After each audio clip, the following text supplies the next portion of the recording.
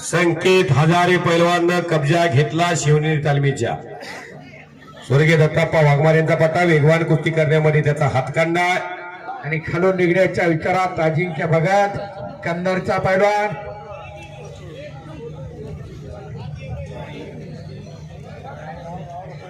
अमित जगदाळे आलेला आहे.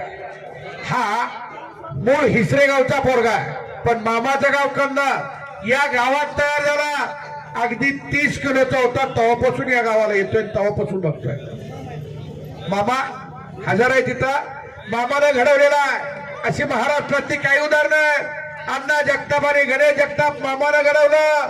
मोईन पटेल सारखा पैलवान मामा घडवतायत.